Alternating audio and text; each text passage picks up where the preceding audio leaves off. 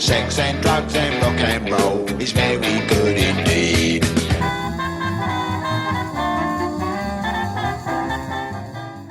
Thanks for tuning in to another episode of What's So Funny. I'm Guy McPherson, and I'm still fighting a cold. But when I recorded this episode, I was healthy as a jaybird, a healthy jaybird. I don't know the expression for healthy as a... Is it a mule? Is it healthy as an ox? It's an animal, because animals are generally healthy, I think. I don't know. I don't know too much, period. Our guest today is Robert Kelly. He's a stand-up comic. He's also a fairly successful actor. Yes. Started out in Boston with the likes of Patrice O'Neill, Bill Burr, and others of that ilk. Because I've forgotten, I haven't written it down. Robert Kelly, he's gone on tour with Dane Cook. We talk a bit about his relationship with Dane today in this episode. And you've also seen him as Louis C.K.'s brother on the hit FX series Louis. He was also in Trainwreck, Amy Schumer and Judd Apatow's film that was out this past summer. And he's currently on the Dennis Leary series, Sex and Drugs and Rock and Roll. And he plays a drummer, which is pretty cool. Gets to be in a band, gets to be in a fake band. And he's also played in real life, as he tells us in this episode. Well, how about instead of me just describing what he talks about, why don't you just listen? And then you'll hear exactly what he talks about. Won't have to go through the filter of me. I'm more comfortable that way. He was great to talk to, and I enjoyed it thoroughly. Hope you do too. Here's my talk with Robert Kelly. Robert Kelly, just talking shop. Yeah. Host of... Nothing. You're a host of a podcast. Oh, yeah. You know what, dude? You're the host of a podcast. I'm probably more of the driver of it, I guess, yeah. I make sure it doesn't go off the rails, which it always pretty much does. But you're on them. Yes. You bring in other comics. Around, for anywhere 4 to 8. 4 to 8 comics per show. And they're always live? I do them live now over YouTube because I have a 5-camera shoot now. So I have a guy who pretty much edits almost like a little TV show during the show. And then we put the audio out the next Monday. The audio is still the biggest. Yeah. I still get way more listeners on the audio. You can do that on the go. Listen wherever you are. Yeah. And the video, probably anywhere from 15 to 4,000 people. 1,500 to 4,000 a week. Depends on what the show is. Yeah, and the guests. Yeah, like I did a live, which I'm going to start doing more at the Village Underground Lounge. I did a live podcast. So it was like a comedy show with just doing my show. I did it at Toronto JFL 42. And then I did it a couple weeks ago. It was awesome. It was great. These live are awesome for some reason because you hear people laughing.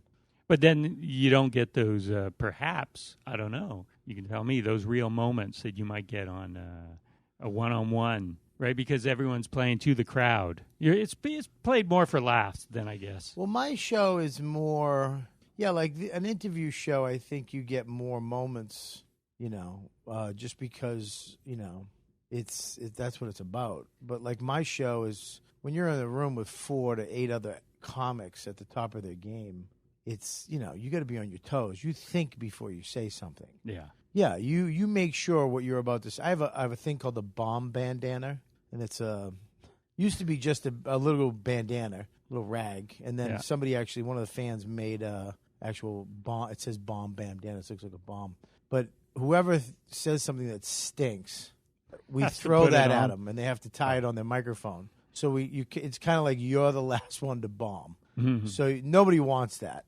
I usually wind up getting it right out of the gate because I'll just swing and miss. But yeah, it's a pretty but they do open up once in a while. I mean, they do.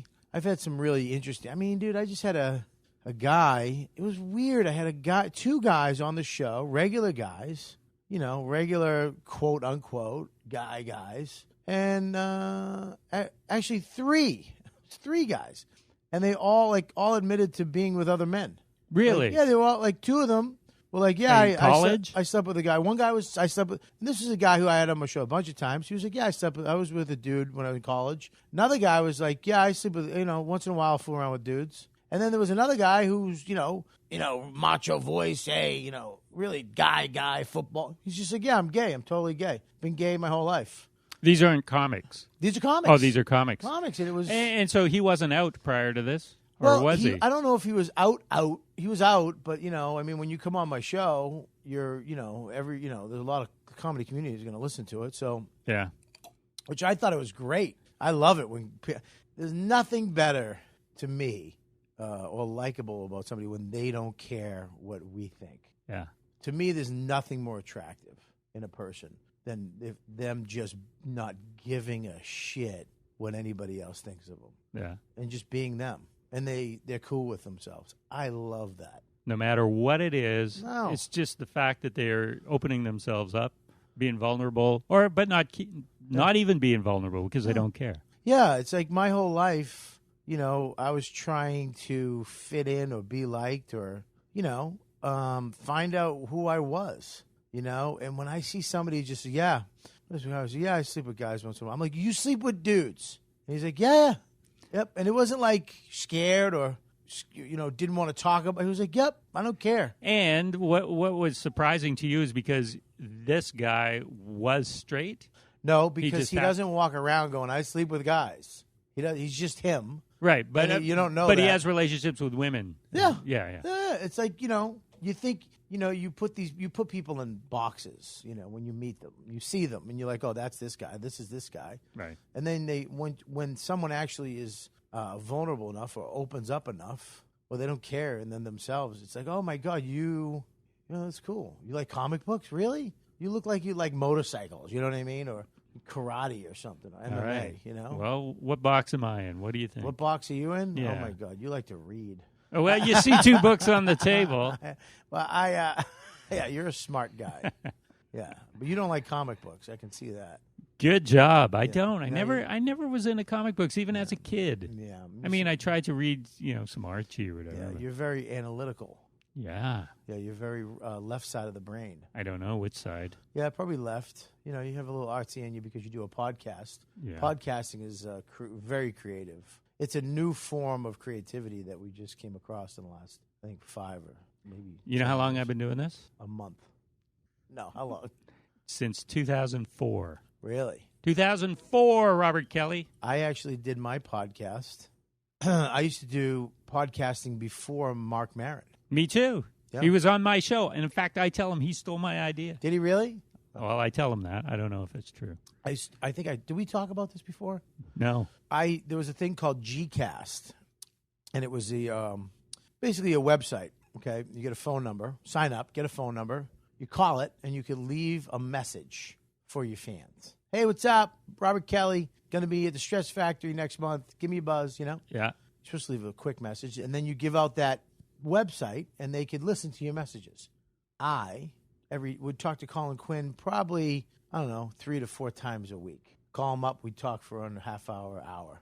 So what I did was I got that number, I would call Colin, and then I would 3-way this other number, and we just talk. And I'd go, hey, what's up? It's Robert Kelly, sometimes Colin Quinn, and you listen to another episode, and we just start talking. Wow. And then when we're done, I'd hang up. You're the first. And I'm not even kidding, we had around 20,000 listeners. Yeah, I bet. But we had, because it was Madonna, P. Diddy, and then us. No joke. Really? It was crazy. And then Dane. So Madonna just talking to her fans. Yeah, but you're not supposed to do. You're supposed to do a very short thing. Yeah. We wound up doing like 30, 45 minutes a pop. They were podcast before podcast. It was weird. A guy actually offered me and Colin $5,000 a week. You know when podcasting first popped? Yeah. And people were just like, "Oh, we'll give you money," and it was a minute where you could actually make. Like, people would pay you, like, radio money to do your podcast and give you a studio. It was a second of that. And before people just lost all their money, Yeah. And, we had a guy offer us money. And that's when Quinn said, I'm out. Oh, because he didn't want the money, or he thought that would cheapen, or He did it because it was fun, and he didn't want to. He didn't want to do it for a career because he was Colin Quinn. Is it the funnest thing you do? Even take away all the money or any money Yeah. or no money. Is it the funnest thing you do? No. What is the funnest thing you do? Right now, sex, drugs, and rock and roll. The TV show with Dennis Leary, where you are the Mickey Dolans of a new generation. You learn to play the drums to be in this band for the show. Yeah. Haven't seen it yet. How good a drummer are you now? I'm not very good. Oh, but you could fake it. I can lip sync drums well. Lip sync drums. Yeah, because even on the TV show, you can't play the drums Right. because they're so loud. So they have to muffle all the drums. So the cymbals are all doubled. So you hit them and it doesn't make a sound. A clink, maybe? A little clink, but not Yeah. too much. You know what I mean? Yeah. And all the drums have these little pads in them. So you can hit them and it's dunk. It's not a real drum sound. So basically, and they never get my feet.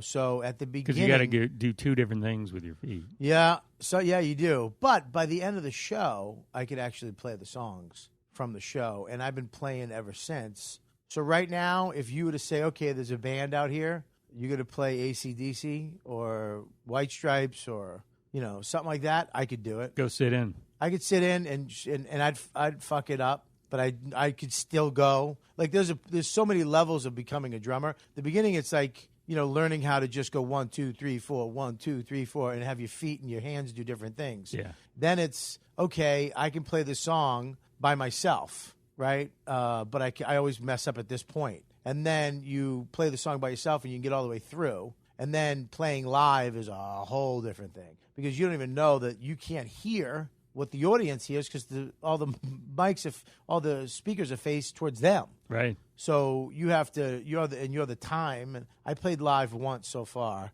And it was, tell you, man, there was nothing more exhilarating than playing live as a drummer. With this TV group. No, not them. I played with, it was a band called Pitbull Toddler out of Tampa. So we do this big show, me, Artie Lang, and Jim Norton. Yeah. Big comedy show, 3,000 people. We all crush. Beautiful. The local radio, his name is Mike Calta, who's #1 show in Tampa, friend of mine. He has a band, Pitbull Toddler. He goes, we're playing after. You're sitting in on drums for a song.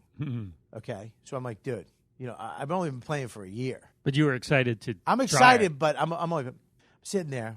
Everybody's coming up to me. Oh, I love your comedy. Love you. They don't even know what I'm about to do. Oh, it was all couples, right? This is my boyfriend. This is my boyfriend. This is my girlfriend. We love you. This is my boyfriend. Around an hour in, they bring me up on stage. I play Highway to Hell with AC/DC on the drums. The drum seat was too low. I couldn't hear.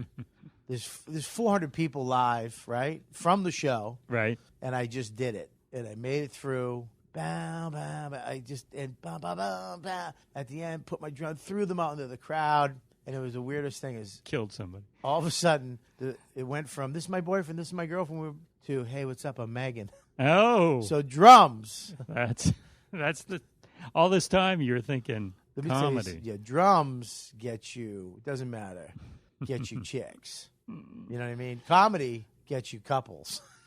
You know what I mean? Comedy gets you married. Right. In a mid-century ranch in Westchester. Which is where you live. Yeah. Oh, our coffee's here. Coffee break. So I'll be talking right now. We're gonna be getting us some coffee from Graham. That's how nice he is. The other comedian Graham you just probably listened to, and went and got us coffee.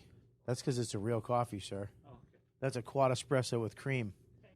Thanks, buddy. I'll see you later. Oh, thanks for filling in for me, Yes. Robert Kelly. Yeah, you were saying, did you mention on air that that's a very Canadian thing that he did? It's a very to actually go get coffee for us. He was done. He used to go back to his room, go to sleep. He was like, "I'll get you coffee. No money. Nothing. Didn't ask for money." Yeah, he paid for it. He paid for it, Wow. brought it back, and then left very politely. Very nice. Yeah, you're good people up here. Yeah. Yeah, we are. Well, we were talking about you being a drummer. Yeah. Yeah. And so doing this show, Yeah. which you've been picked up for a second season. Yeah. It's the most fun thing because you've done a lot of TV. Now, is it because you get to pretend to be a chick magnet drummer in the series that makes it that extra level of fun? Well, I didn't. I don't think I had to learn to play the drums for this. I just did, or I don't know. It was weird, and it's just. And this is not even a joke. I mean, I used to visualize, like even say out loud. I want to be on a cool show Right. on FX. I mean, really, Because there are a lot of non-cool shows you could be on. Well, I mean, look, I've done a bunch of stuff, but I never had, I've never been a series regular. There's a big difference than, doing a guest starring role on a bunch of stuff. You kind of go in and it's fun and you're maybe there for a day or weeks, but you were never one of the people. You were never. You're visiting. You're visiting somebody else's home. And it was, it was cool, but, to finally be on a show, to finally get that and be in an ensemble cast with the people. I mean, Dennis Leary, he's had the career. I love his career. You know what I mean? He's gone from movies to television, back to movies, back to TV, comedy. He's just, and he's also raised millions and millions of dollars for sick people, people who need help. So it's like, to me, a perfect career, to be able to do that. So to be with him is amazing. And then, John Corbett, Elaine Hendricks, Elizabeth Gillies, and Johnny Ailes. I mean, these are all, Elizabeth Gillies is a star. She's, she has almost 3 million followers on Twitter. She's a star, but she's great. She's cool. Elaine, John, and Ailes, they're all TV. I know them from, John Corbett is from Sex and the City. You know what I mean? I mean, it's like I've known about that guy. My Big Fat Greek Wedding. It's like I've loved him. I loved his work. He's such a gentle, awesome dude. And now to be on a show with him it's really surreal, man. And they're probably thinking, hey, I'm on a show with Louis' brother from Louis C.K.'s show. It's funny that show. I really didn't know how much clout Louis' show has until I met this guy from Mad Men, George Hamm. Is that his name? John Hamm. Yeah. And I like the show, and I like him too. On Mad Men, you mean? On Mad Men, yeah. But women love that guy. Yes, they do. And I walked into a room, and he was there, and of course I know. I'm like, oh my god, wow, And he was like, hey man, I love you, Louis. I'm like, huh? John Hamm? Yeah, I'm like, you like me? Exactly. So, Louis' show was the best because it allowed you to actually act. A lot of stuff comics get are one-liners or blah, blah, blah. And it's fun. It's great. But, Louis actually gives you, calls you up and says, dude, I got you. I want to do this. Do you think you can do it? And it's like, yeah, yeah, I'll do it. And he's, he gives you opportunities to really do some really meaty shit. I mean, the thing where I had to, the first really big thing I did with him, I found out my mother was a lesbian, it was just, I read it. I was like, wow, I finally get to do something, if I can do it well enough, people would be like, hey, Bobby's pretty good at this and get me, you know what I mean? Yeah. Yeah. You had a range of emotions in it. Yeah, man. Yeah. It was fun to do instead of just being, a loud, abrasive comic. Yeah, loud or whatever. Just some guy on Law and Order going, hey, she came in. I told her I wasn't here. Oh, yeah.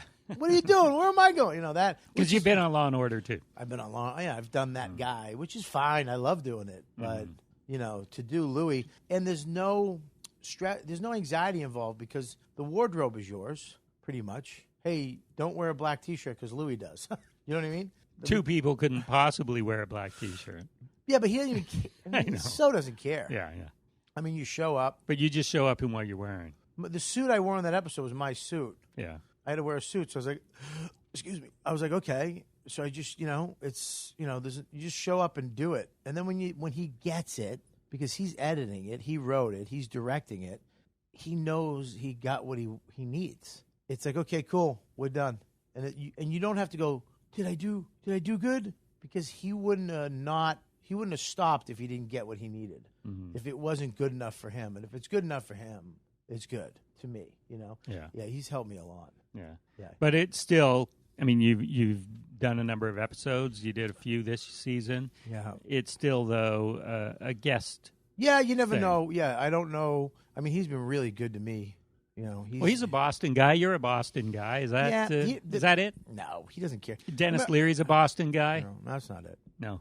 I remember one time. Just coincidence. Well, I saw like Louis with a Red Sox hat on. When you wear a Red Sox hat, he goes, "Yeah, I don't. It's a hat. I needed a hat. I don't care." Mm-hmm. Like, you know what I mean? With those guys, I mean, with Leary cares, but Yeah, he Who cares?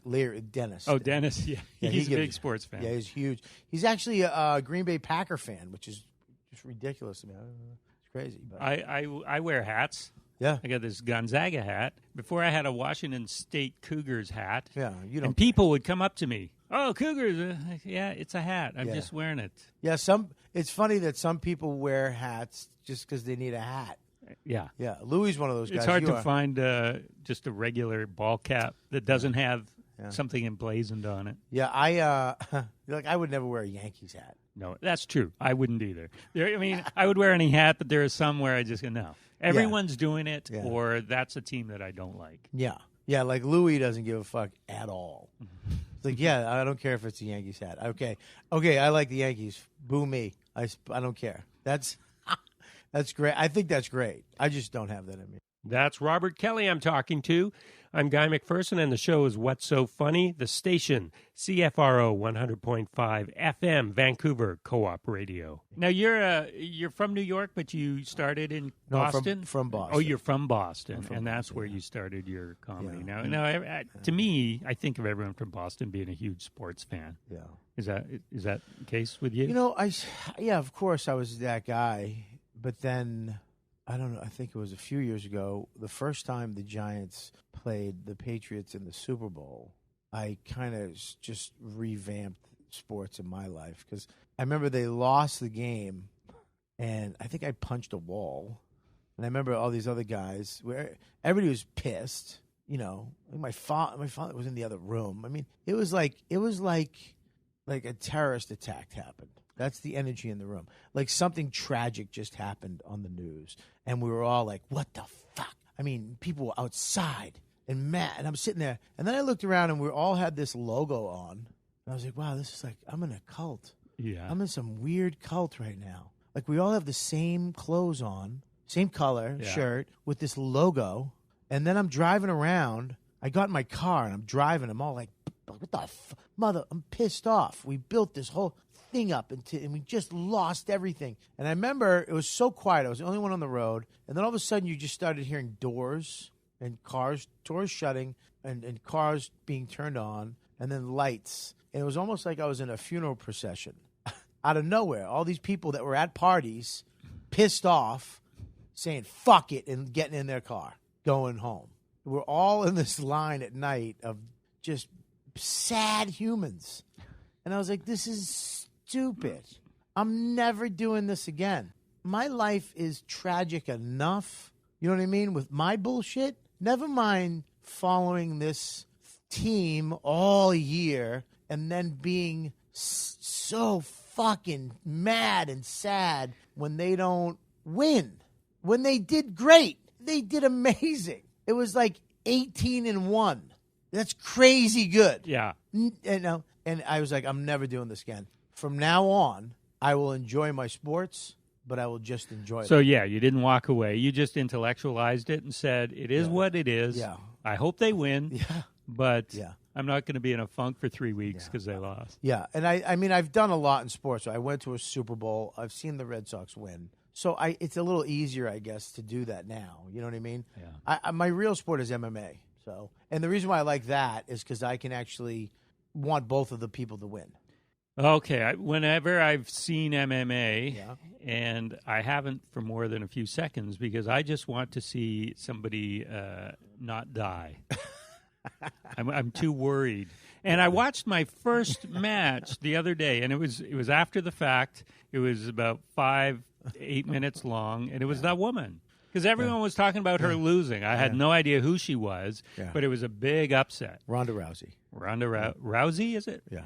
And so I watched the match because it was only a round and a bit. Yep. And it was pretty brutal. But it was brutal. It can get a lot more brutal than that. No? I mean, no, not that was about as brutal as it can get. It is. I do like combat sports. I don't like boxing anymore because number one, I really do believe it's rigged. I don't think I just don't believe it. Yeah. You know, the people involved are very shady. Like Last Comic Standing, kind of. Well, I mean, look, that's not a comedy competition. That's a casting call. Okay. Is what that is. Right. So boxing is like a casting call. it's a money-making thing. You know what I mean? I mean, here's the deal. Last comic standing is let's get as many races and creeds and colors, and let's give a huge palette of entertainment of young people to let's give a story to America and let them watch. I mean, who won this year? Do you know? I do. If you give me a second, I do know. Oh, yeah. I don't know his name. There you go. Then you don't know him. And that's the sad part about it. Because my guy came in second. Who's your guy? Ian? Ian Barry. Yeah. Okay. Yeah, I love Ian. Yeah. He, but it gives. Here's the thing, he's not the funniest guy in America. Okay, it's not that. He's the funniest guy on that show, I guess, for that time. You can't judge comedy because it's like art. Who's to say? Yep. Who's to say? So you might not like my comedy, but people do. People might not like Ian Bagg, but you do. So you can't judge it. But it also, what it does is it puts stand-up comedy in the world's eyes. So people want to go see it live. So it helps us. That show helps stand-up comedy. And it helps those guys who needed the help. Mm-hmm. Ian Baggs is a funny guy. Really funny. Now a lot of people know it. A lot of people know how funny he is. Yeah. So he gets to get out there and more people get to see him now, and now he has an opportunity that didn't exist. Yeah, exactly. Yeah. And they might not watch if it was just, here's an hour showcase of stand-up. So they put on this competition. Yeah, dude. I used to hate it. I used to be like, this is bullshit. It's not. It's television. So you've come to these realizations with sports and with Last Comic Standing, where it's just like, okay, it is what it is. Yeah, it is what it is. I'm not going to get worked up over it. Well, you can't, because what you should get worked up about is what you're not doing. You know what I mean? And you want to do. Yeah. What am I doing? You're doing everything. Yeah, but look, but I have other stuff that I want to do. I should be writing more. I should be, I have two amazing things in my head that I haven't put to paper yet. I've been trying to write another hour. That's just it's death. It's death. It's just so hard to come up with material, with so many people doing it, with so many people exposed to the world doing it, and to come up with original material, personal, vulnerable, honest material is it's a hard thing to do. Yeah. Especially when you've already done 3 hours. I mean, I already have I have my 2 CDs and my last DVD. It's like, it's hard, man. It's all Louis' fault. Well, I mean, Louis, you can't. He does a new hour, but he has to because that's his show, and he figured out a formula how to do it. You know what I mean? Well, his formula for his stand-up? Yeah, I mean, every comic, every great comedian, whether you call it their voice or their formula, figured out how to take, that rock thing on this desk. Let me take that, put it in my formula, and then I'll talk about it. I mean, just looking at it from every possible angle. Well, your angle? What's your thing? You a contrarian? Yeah. Yeah. Coffee's good for you. No, it's not. I don't like coffee. Coffee stinks. Or people say, smoking's bad. I think it's good. I think smoking's good. Good for you. That way you smoke. Because you're probably an asshole, and we'll get rid of. There's people have these techniques. Yeah, what's or yours? Their voice. I don't know. It's weird. It's starting to be clearer to me now that I don't know why. I guess because I've been doing it for so long. But I like details. I like to comedy's in the details. Well, it's just there's some guys that are really great setup punch guys, and they say the same thing every night. In the same exact way. They have to because it's very precise. Yeah. Set up, punch, tag. This is the joke. Yeah. But when it's done right, it's great.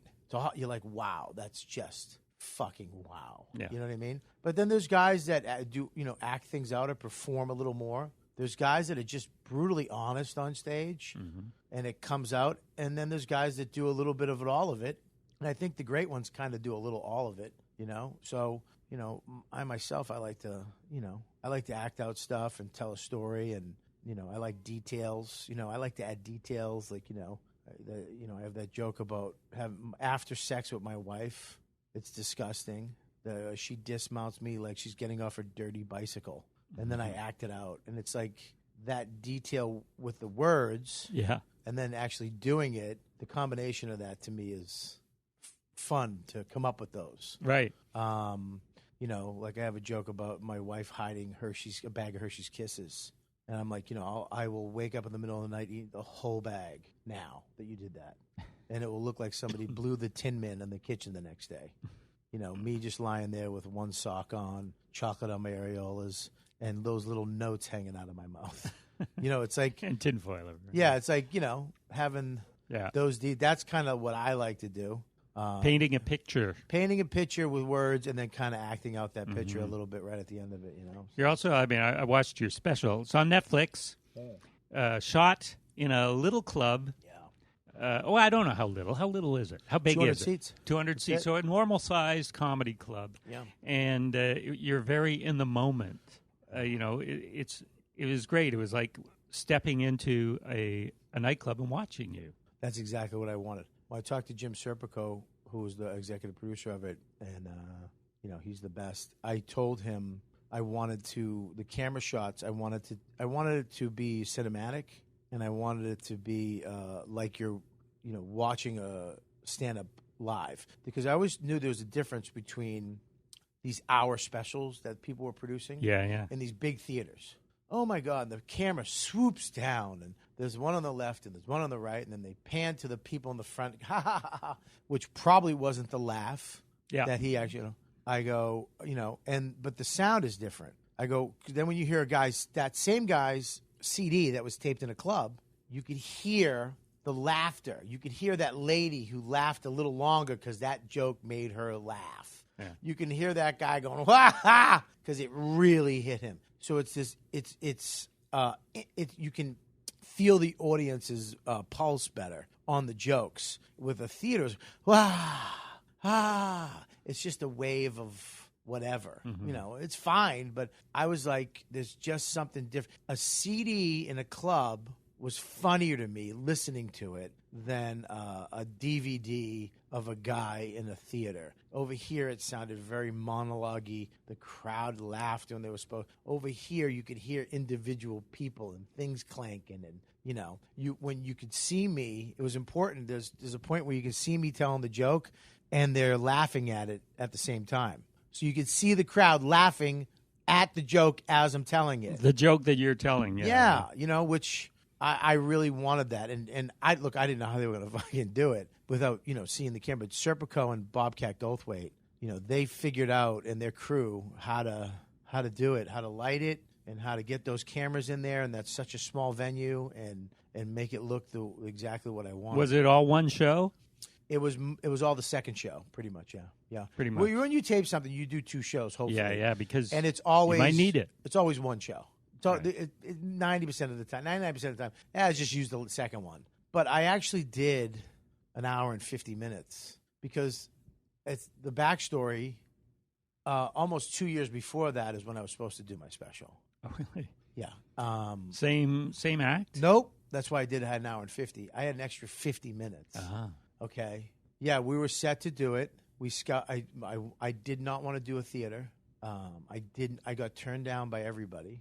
And I just wanted to do the small venue, a small little place. Finally found a small little place, ready to do it. A month before we were going to do it, I got a call, and they're like, yeah, we can't do it in that theater. And they're like, we have to do it in the John Jay. And I'm like, the John Jay Theater in New York. Okay. Comedy Central has done probably 20 specials there. It's a huge theater. It's a beautiful theater. Just not what I wanted. And I was like, I don't want that theater. It's too big.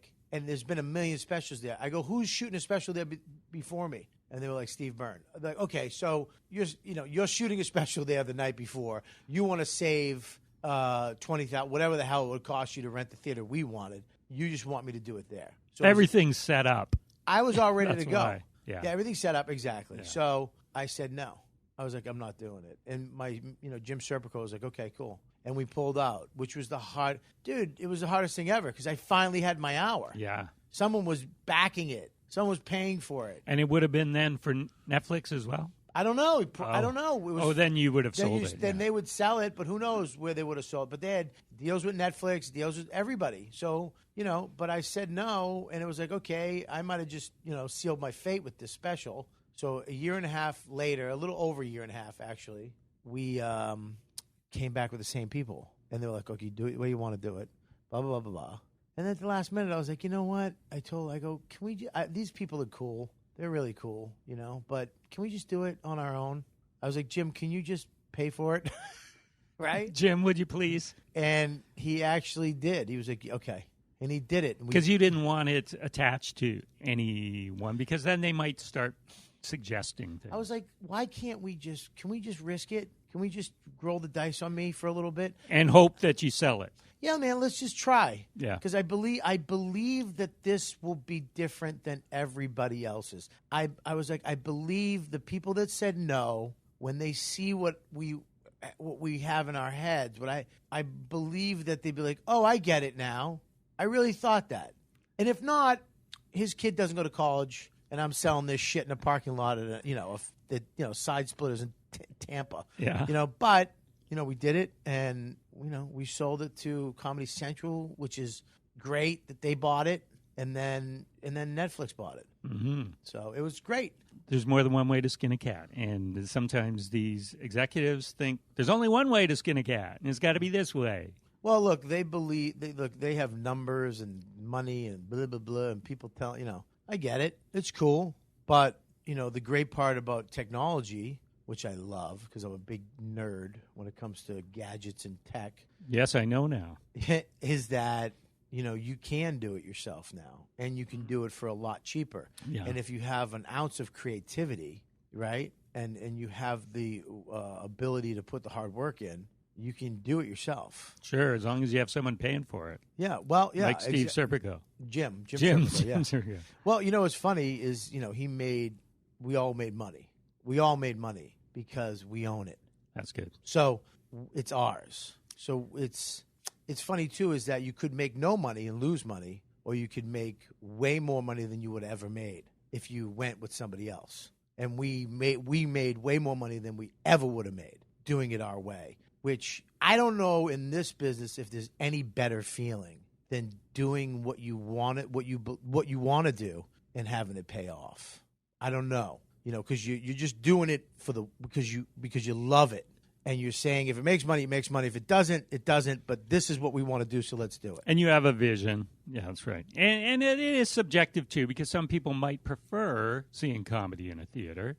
Others prefer seeing it in a more intimate venue. Yeah, I mean, both are good. Yeah, I have They're nothing just different things. Yeah, maybe next one I'll do a theater or something. Who knows? Yeah, and you're doing theater tours here on the JFL tour. Yeah, I love it. I love this tour. Yeah, still have never played a club in Canada. No, I did the Comedy Bar. Oh, did you? Okay. Yeah, the Comedy Bar. I did the Comedy Bar and the Underground Comedy Club. Next time you come to Vancouver and do a club. Yeah, I'm going to try to do some clubs up here. I was thinking about that. I was kind of like daydreaming about just coming up. And I mean, I love Vancouver so much, dude. Yeah. It's one of my favorite places on the planet. I mean, as soon as I land here, I feel good. I don't know why. I feel people are buying you coffee. I just love it. I love the weather. Really? I do, man. I love it. I love the downtown. There's something about it. It's like New York and San Francisco smashed together. With a little bit of Boston, with a little bit of history. It's weird. I mean, you look out and there's mountains behind. New York City, the buildings are on mountains. You know what I mean?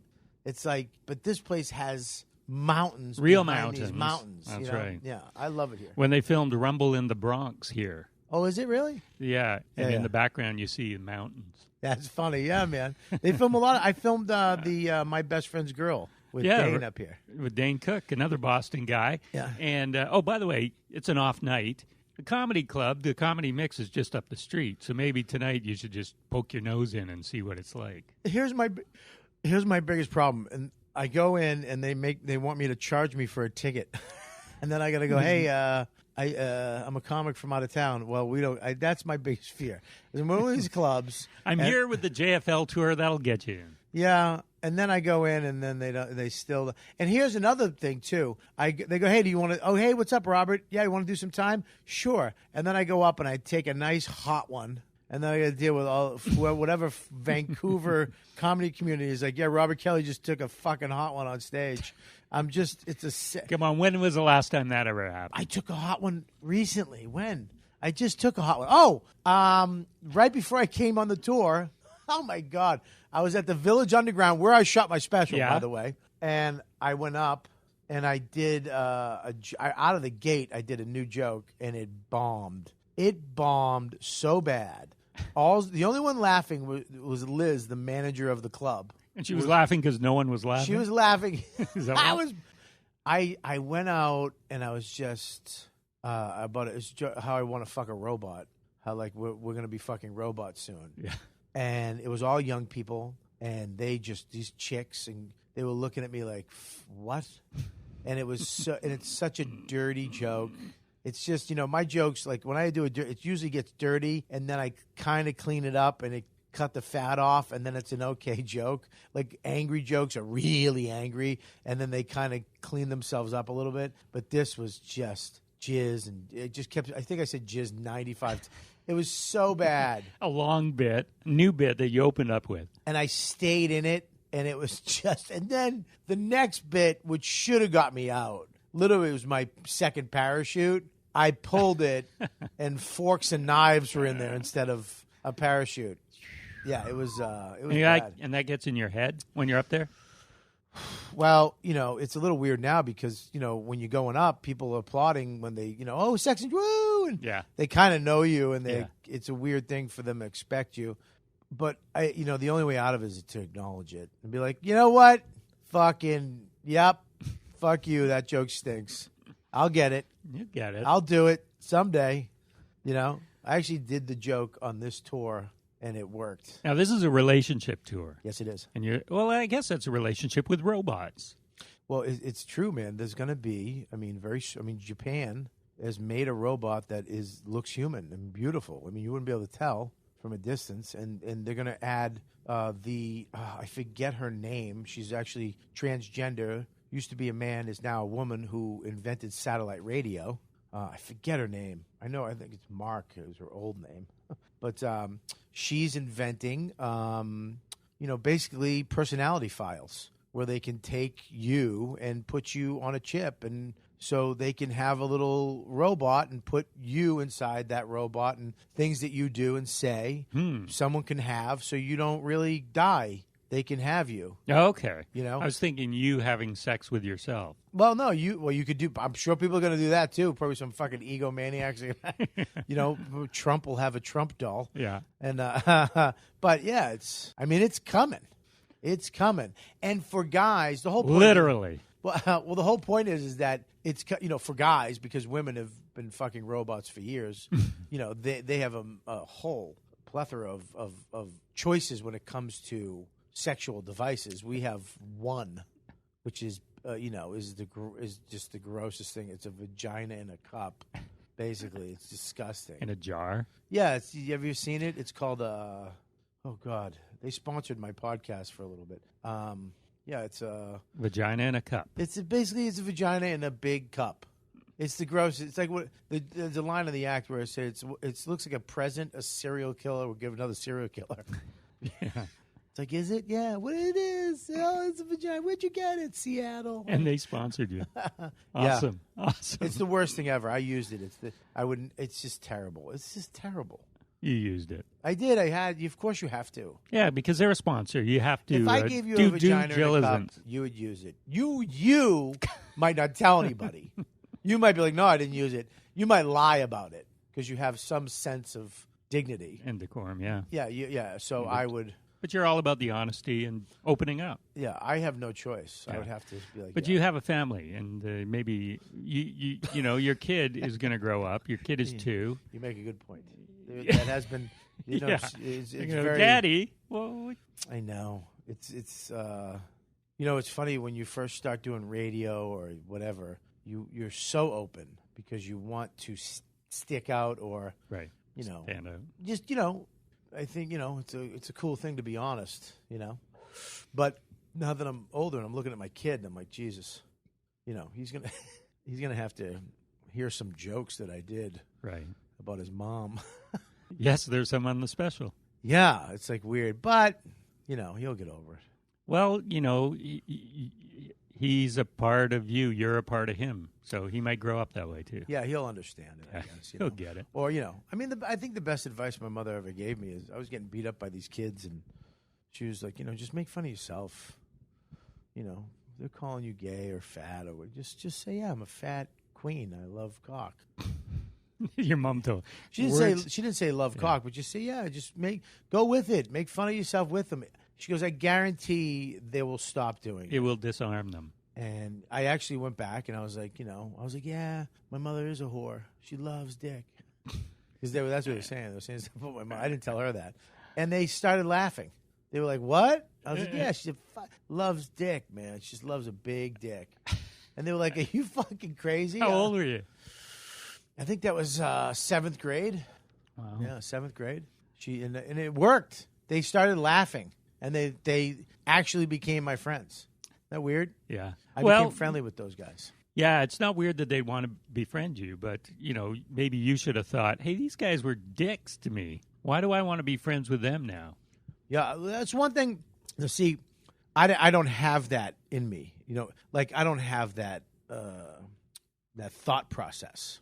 I don't know what was not given to me or beaten out of me as a child, but that doesn't enter my brain. I'm like, I just want to be liked. You know what I mean? And that might be why I do comedy, because of the accolades every 30 seconds. I don't know, but maybe why I'm in this fucking shit business is because I want to be liked. But I don't have that in me. I hope my kid does get that from me or my wife. If there's anything I could give my kid, it would be the ability to know what you want and who you are, because, I don't have, when, something happens to me, it takes me 3 days to come up with a response. My first response and then it's a good one, though. But the first response is, fuck you, you fucking fuck, or, or keeping my mouth shut, like Patrice O'Neill was good at this. I think Louis good at this too. Billy Burr's good at it. There's certain guys that immediately have an opinion about it. You know what I mean? Or have, a thought about it, I spent so much of my life trying to fit in that it takes me a minute to have an opinion about it. And I listen to the news, dude. I'm a Republican, and then I'm a Democrat.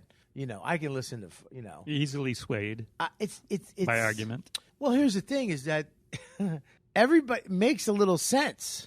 Mm-hmm. Do you know what I mean? It's like, you listen to Bernie, and I'm like, I'm voting for Bernie, man. Then I listen to Trump, and he's like, I'm bombing the shit out. I'm like, yeah, do it.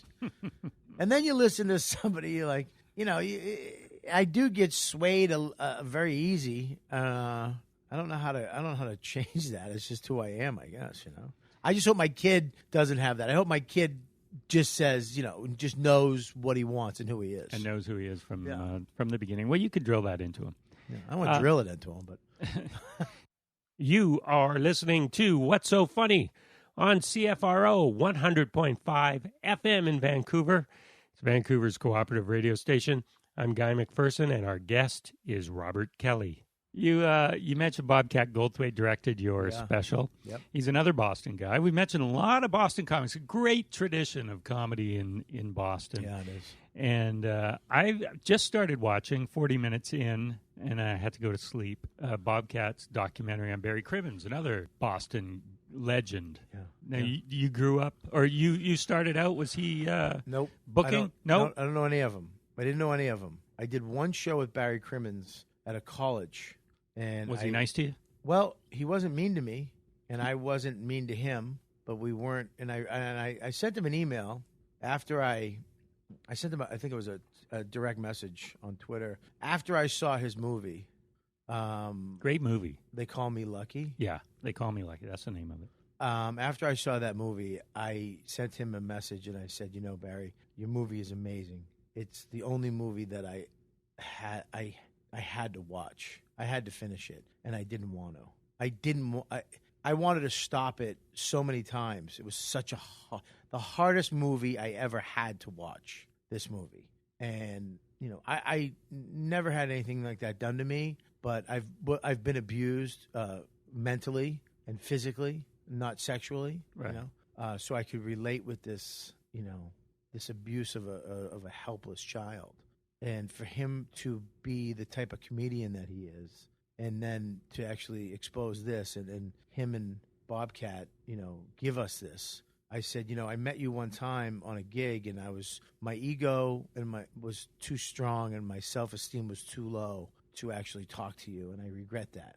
I regret that I didn't get a chance to just say, hey, hi, I'm Bobby, and I like your stuff. Because his comedy is fucking right up my alley. Yeah. I'm not a political satirist. I don't know that much, and I do get swayed easy, both ways. But I do love honesty. And if there's anything that he is, it's what he honestly is feeling about something.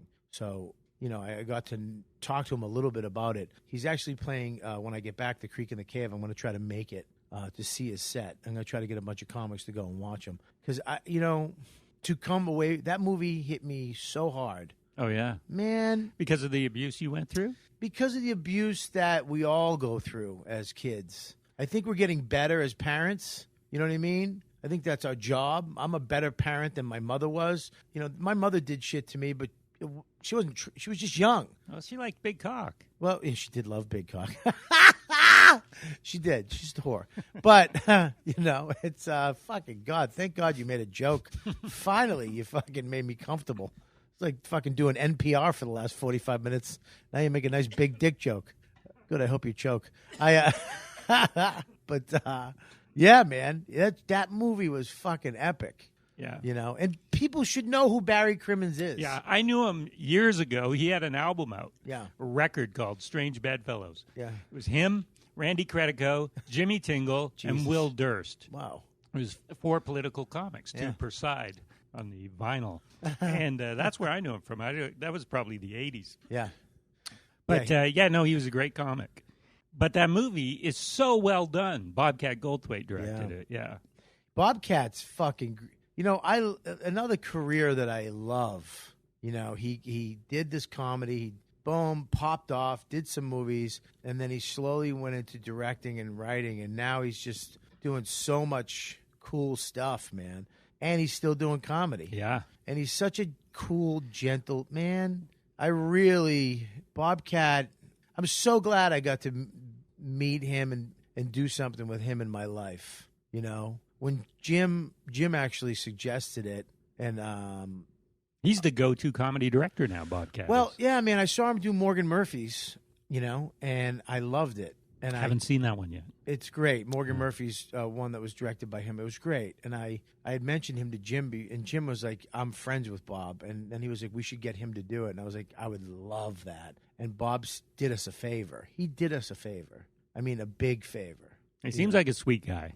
He's a great guy, sweet guy, smokes cigars. I love cigars. You know what I mean? He's another guy who just wears what he wants and does what he's him. He's who he is, Yeah. So that movie in Barry, it was great, man. I love it. I love that movie. If you haven't seen that movie, you should definitely see it. It's a hard movie to watch, man. But here's the greatest part about it. They were on Opie and Jim, or whatever they call it now. Jesus, it's so hard to say that. And because they're comics in this fucked up thing that the movie's about, abuse, they still were funny. You know what I mean? Like, I remember they were talking about filming the scene in the basement, and Bob was like, it was really hard to do that scene. It was really hard to figure. It was hard for you. You know what I mean? It's like, it was just funny that Barry could say that. It's like, hard for you. It's like, I was when you put that joke together, that's so funny and so tragic and so holy shit. But it's great that I mean, I really enjoyed that, man. I really, and I'm a fan of Barry Crimmins now, and I'm a fan of his comedy too, which is great. Yeah, and I love that I can just go up to him now and say hi. Oh, you can? Yeah, man, I can. You met finally? No, we met on Twitter and we talked on Twitter. Okay, and I sent him an email. And we talked. So, yeah, but I can go, hey, what's up? He knows who I am. I know who he is now. Yeah. So I can go up. I think you probably, a lot of people know who you are, and maybe this isn't sunk in yet. Maybe, dude. Because John Hamm is knowing who you are. Dude, that was a big one. Who else was big? I had another big one, too. I forget who it was. Who the fuck was it? Somebody else big. Man, recently, too. Someone knew me. And I was, Rosie O'Donnell. Oh, yeah. We're at the airport. Coming here. Just when I was coming to do just from Calgary? LaGuardia. No, LaGuardia. Oh, from when I was doing the tour. Yeah. And I'm standing there, and they got my bag, of course, And then I look over, and she's right there. And she went, "Hey, how you doing?" And I was like, "Hey." She's like, "Yeah, I know you from." I go, "Louis." She goes, "No, yeah, that. But what's it? Sex, drugs." She goes, "Yeah, sex, drugs. It's a great show. I love that girl. She's really good.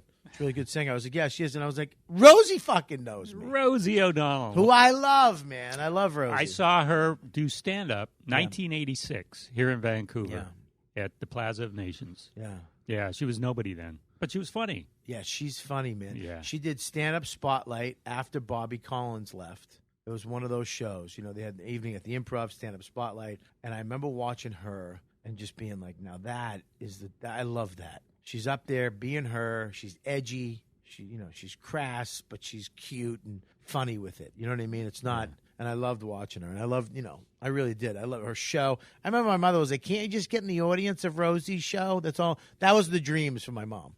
Just get in Rosie's audience. That'd be so fun to see you in the front row.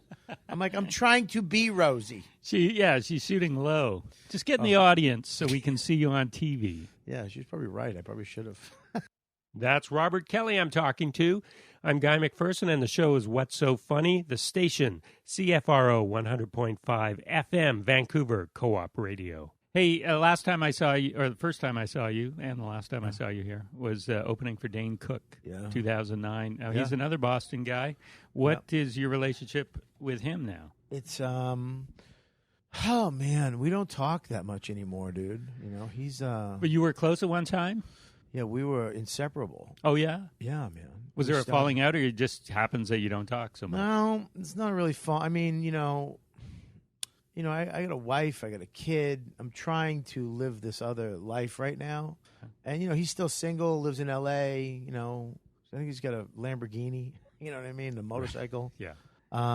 He's a rock star comic. Yeah, man, and I'm just not, dude, my life went from sleeping till 3 and staying up till 4 to waking up at 7:30, changing a diaper, no more naps, working in the yard, trying to get something done during the day, going to the show shoot or going on the road. And, I don't have millions in the bank to get a nanny. I have a very small, little nice house in Westchester, and I'm still hustling a lot. No Lamborghini? I got a Honda Pilot and a Honda CRV that I lease. But, they both have baby seats in the back. Right. So it's a different lifestyle right now. Right. That's all. I went through a lot in the last couple of years, man. For me to have a kid, it's it was scary. I was a piece of shit for a long time, and I enjoyed it. And then to, be in love with a woman and try to change who I was at the core, it was really hard. And you've done that? Yeah, man, I have. I can say that now. It was hard, dude. Now I have this kid, and I'm really trying. I'm really just fucking trying my ass off every day not to be that angry fucking, the thing that kind of got me here, I'm trying to get rid of. That cocky, egotistical, angry fucking dude. Now you just want to turn that on when you need to for professional reasons. Yeah, man. I mean, it's like I just don't. Man, I'm just figuring it out, man. It's so hard to explain. You got kids? Yeah, I got one. Yeah, it's hard, man. I never wanted kids. I never saw me doing that. Accident? Huh? Was he planned? I planned. Yeah. It was a planned So thing. while your wife was pregnant, were you starting to change, or did it take seeing the kid in the flesh? No, I was starting to change before that, So it's, as far as that goes, there's a couple guys I don't really talk to that much anymore, and I take the blame. It's whatever I did, so I'll own that. But I got more important shit now to worry about than, whether if somebody likes me or not. Or if somebody wants to talk to me, or somebody remembers my birthday, or call, I have a fucking kid I need to take care of forever, and I have a wife that I need to take care. So this, and I have a couple spaces left in my life that are available, but you kind of got to earn that, or Got you to have fill to out fit, the forms. You have to fit in that. If Yeah. you don't, I can't. And I understand if I can't, and I feel the same way other people. I mean, there's people I don't talk to anymore, but I don't blame them. Like, fuck them. And no, I take the blame. So this what I don't get is if it's just happenstance that you're not talking to him, or if he came in here, would you have a good conversation? No, look, man. What's up? What's going on? How you doing? Yeah. I'm cool. I don't have resentments. Okay. With people, I'm not like fuck them and fuck this and they're assholes and they said this and which I could. They did this and they did that and I could do that. But at this point of the game, I know what I did and I'm okay. I'm part of it. I could have done things differently. I could reach out or I could do something. I just, it's okay. You know what? It's all right. It's okay, man, to move on. It's okay to evolve in a different direction. It's all right. I don't need everybody to like me. I really want everybody to like me, but I don't need it anymore. You know what I'm saying? It's a hard thing to swallow because if everybody thinks you're a great guy in this business, you get a lot more. You know what I mean? Right. It's just comfortable, but it's all right. And I can't walk around with that. I can't go to bed with that, man. I can't go to bed with hatred in my heart anymore, or resentment, or envy. I just can't do it. Yeah, you seem like a very affable guy, and that you would get along with most people. But I'm a fuck up, dude. I have mood swings. I say stupid shit, and I've done stupid things to friends of mine that don't talk to me anymore, and but they've done stupid things to me. But it's like, what are we gonna do? I mean, I had one guy call me up and go, "Look, we can go through this." And it's probably going to suck, or we can just move on and be like, what's up? I was like, cool, got it. Let's do that. You know what I mean? Yeah. Because we don't have to be at each other's Christmas parties. But I can see you and go, what's up, man? How are you? Because I do care that you're doing all right and that, our well-being and, stuff like that. I'm cool with that. Some people will like, fuck you to me, but that's cool too.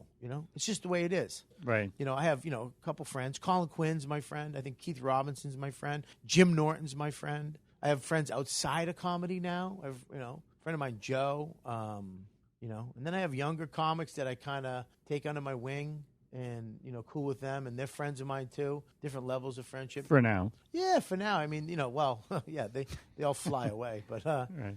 It's, and then I got my kid and my wife, which is number one. I used to have a favorites thing on my phone that was, fucking 20 people. I think there's 3 people on it now.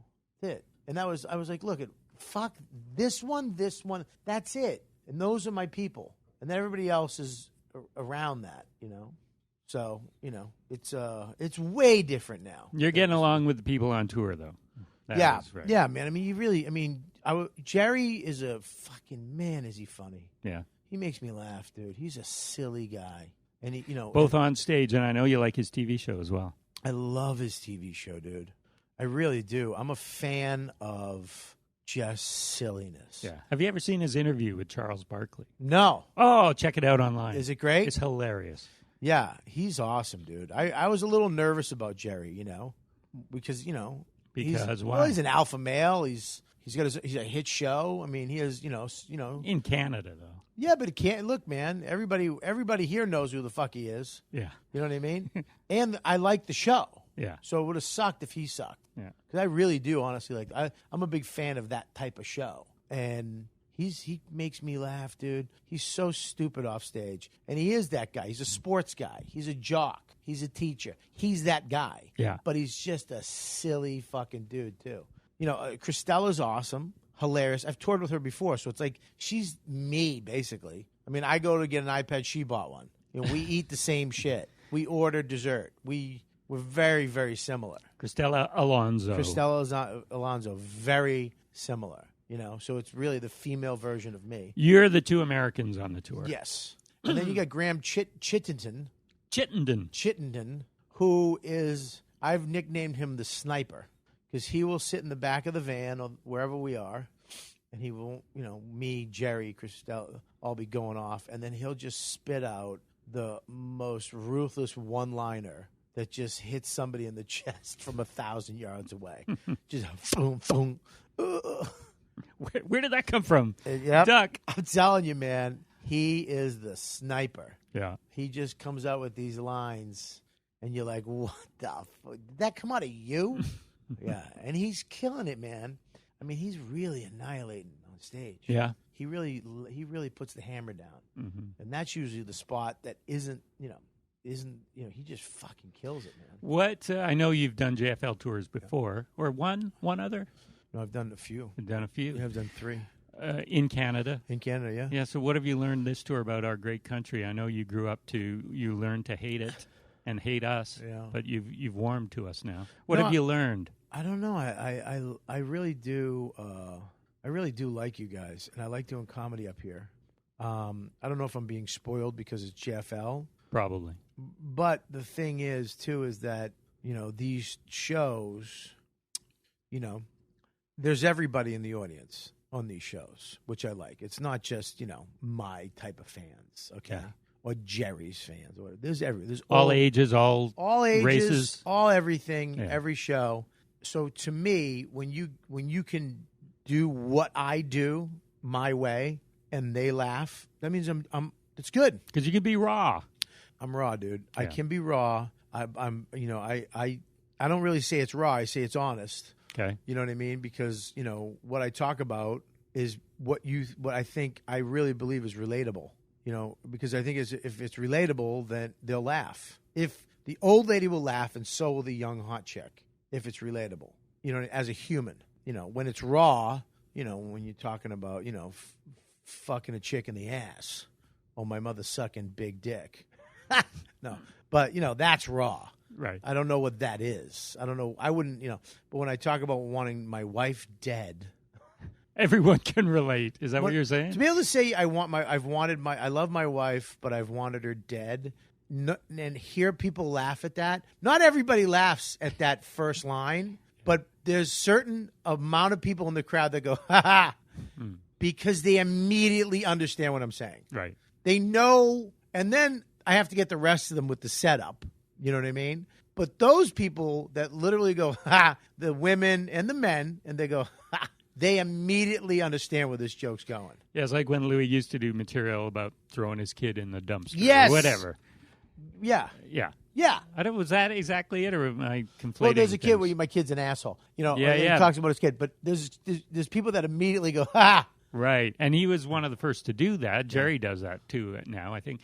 But yeah, people would go, I get where he's coming from. He loves them with all his heart, but at times they just drive you crazy. Yeah, I love my wife to death. Yeah. Yeah. And I say that. I love her so much I want to punch her. Literally hit her right in her gut. That's how much I love her. Yeah.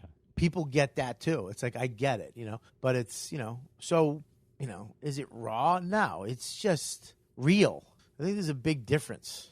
Yeah, the emotion is real. You don't really want to punch her. No, I don't want to punch her. I want to. It's so like I say. You ever hold a baby, a cute baby? You want to bite it. You know what I mean? You just want to fucking squeeze it. But it's like I've had to give babies back because I'm like, I'm gonna fucking bite this kid's face off. It's so adorable. Yeah, it's like it's a feeling you get. Yeah. I don't want to really hurt a baby. Right. But it's that thought, that those thoughts. I think it's like when I have that. I'm trying this thought thing where it's like when someone's gonna die, like an old your grandfather or grandmother, and it's like, oh, this is sad. She's gonna die, but in the back of your head, you're like, what am I gonna do with that watch I gave him? I wonder what's gonna happen. Oh, no. You know what I mean? Yeah, it's become selfish. But it does. Those thoughts. They do occur. And it's like, wow, what the fuck? So, if, I kind of love that shit. When you can kind of go in there and where people don't really want to go, and just go there and see what happens. You know what I mean? Yeah. See what the fuck comes out of it. I think that's where I'm trying to go in this next hour. Is try to talk about some of that stuff, Well, good luck with that. Yeah. You edit your podcast, you pussy? I do. No. Is that getting edited? No. Yes. I mean, yes. Yeah, no, good luck with the new hour. I don't know when we're going to see that. Yeah, hopefully next fall. Yeah. Hopefully next fall. Yeah. That's what my plan is. Hopefully by next fall, you film it, and then it will be out, after that. Because the show comes back on in June, July, August, September. Sex, drugs, and rock and roll. Yeah, and then hopefully shoot it after that's over, and then have it maybe before Christmas or right after Christmas. Yeah. That's good, but then you got to do that whole cycle again. Oh, I got to get a new hour.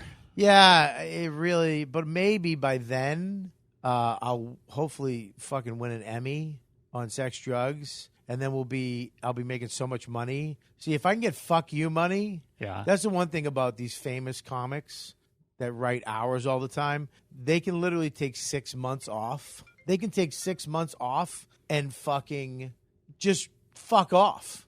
Mm-hmm. Just blah, blah. Oh, that didn't work. But you still have. Right. I have to go and kill at, fucking Chuckle Hut and wherever the fuck it is Thursday through Sunday. Because I got to pay my mortgage. So I can't just go up and go, hey, beans.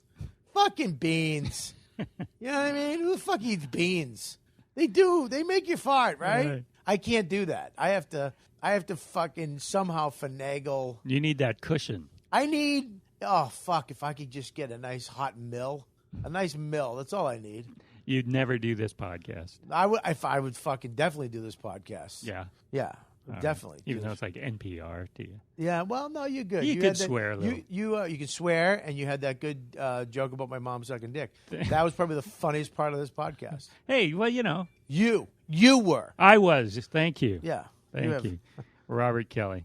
Okay, well, it's a day off for you here in Vancouver. You got to get out there and do whatever you do, whatever Robert Kelly does on the road, because I know that you like to get out in towns. You don't just want to stay in your hotel room. Yeah, I'm going the fuck out right now. Yeah, where are you going to go? I'm going to meet this guy called Carl Kwan, who lives here in Vancouver, and it has the most amazing microphones for iPhones and Samsungs and GoPros. Really? These little microphones.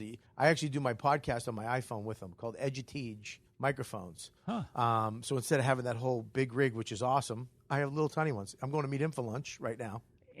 So you use his products, and he's based in Vancouver. Yeah. Wow. It's great. And then I'm going to a cigar bar. These guys I met, cigar concierge or connoisseurs, connoisseurs over on Abbott Street. Okay, yeah. And you have some Cuban cigars. I'm going to smoke a nice cigar with those guys, my Persian friends that I made yesterday. I thought they were... Just on the street? No, they own the place. Oh, really okay. Nice guy. I thought they were Indian, but they're Persian. Persian. Which is Iranian. Yes. It's the code word for Iranian. Nukes. No, but they, and then I'm going to have dinner over in the Gastown, which is awesome. So, yeah, I'm all set, man. Sweet. And then it's movie night in my room. What you watching? Well, I don't know. We'll have a movie night in my room. Just you. Just me and Suzanne and whoever else wants to come. We'll Sweet. get little Graham. I'll snuggle up with Graham. Yeah, he's adorable. Yeah, he's not cheating. My wife will let me fucking snuggle up with Grammy. Sure. Yeah, I want one. He's no Darren Rose, but he's close. No, he's nowhere near Darren Rose. No. I'm actually offended that you even put them in the same thing. If Darren Rose, first of all, if Darren Rose was on the tour, I'd be dining him tonight. Yeah, there would be no others in the room I'd be with trying you. to get him drunk. Just you two. Just to comb his hair 100 times. All right, Robert Kelly, thank you. All right, buddy. Thank you, man. Good times with Robert Kelly. Did you like that? I liked it. I liked him. It was good talk, I felt. Hope you did too. He was in town, as we said, with the Just for Laughs comedy tour. Maybe next time we'll see him in a club here in Vancouver. Wouldn't that be nice? Nice little intimate club. Just like on his Netflix special. Maybe one day we can dream, or maybe he'll move here since he says he loves it so much. Nah, they all say that, don't they? They love it here. They'll never move here. Robert, if you're listening, come on out. Okay, that's all. Thanks, and we'll talk to you next week. Good night.